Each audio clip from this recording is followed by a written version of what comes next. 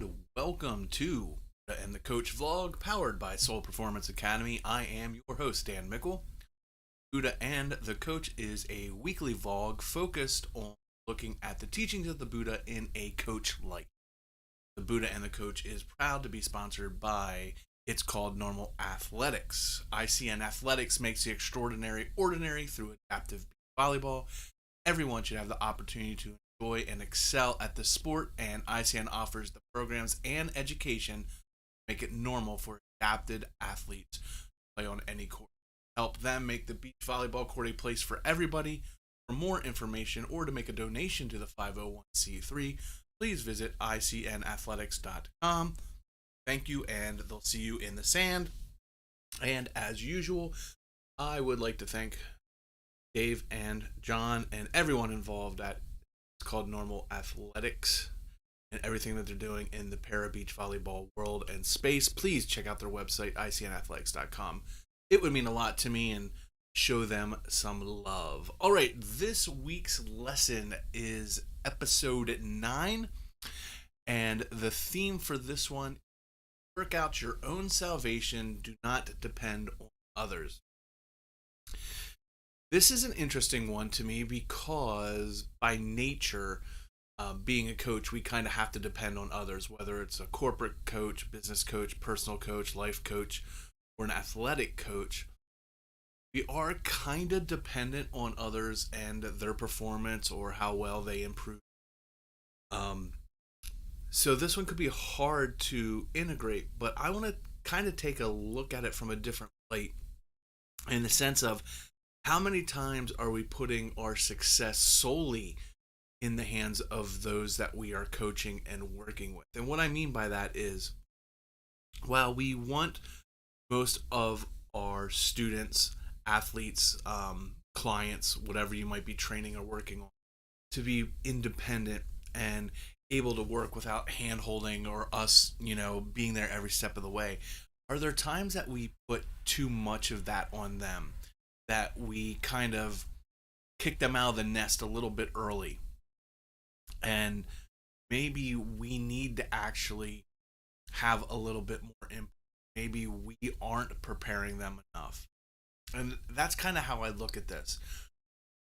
When we're working out our own salvation, what I'm really saying is, are we working out our own processes? When something fails or we're struggling, or someone is not producing with what we expect them to or want them to, are we a little bit too quick to look at them and their performance and what they're doing, and not taking that step back and looking at maybe it was how we trained them or how we did or did not prepare them? Maybe they're actually performing well. It's just, unfortunately, they're performing a different task than that we did not specify what we were looking for. We were not clear in our instructions, or weren't clear in what our destination was or what our main was.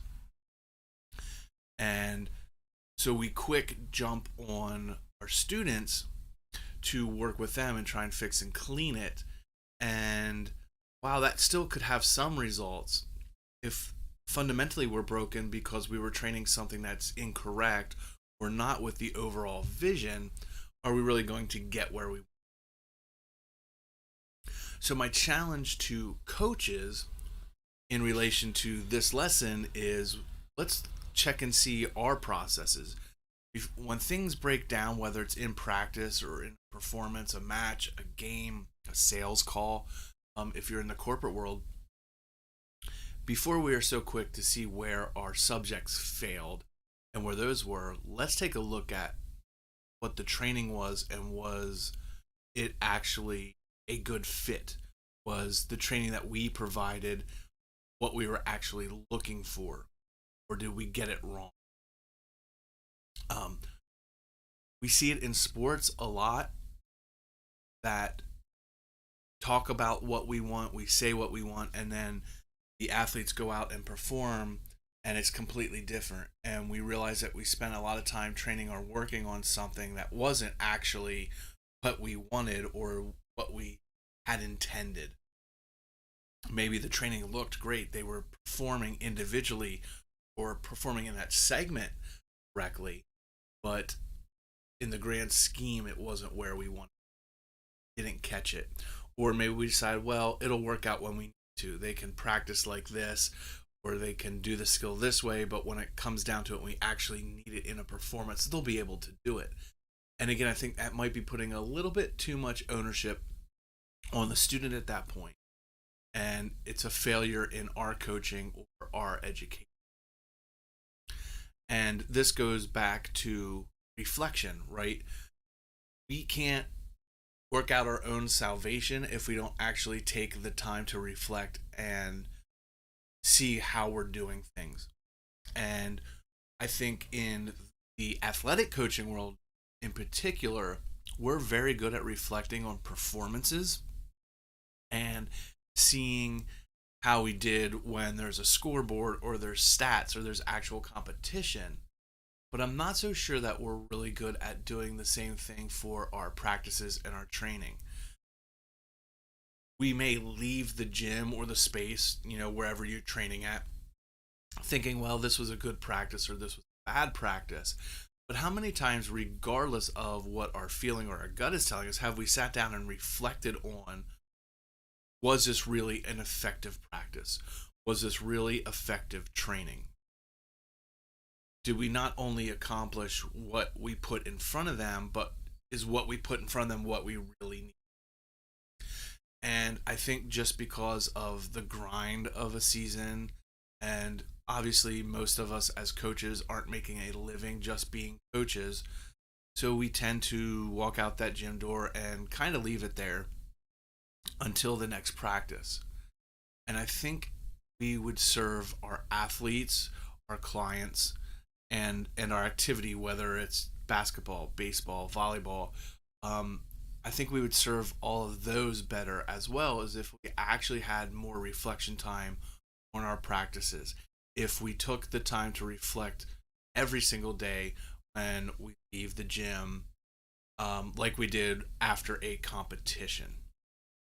And I think that's probably the first place that I would start with.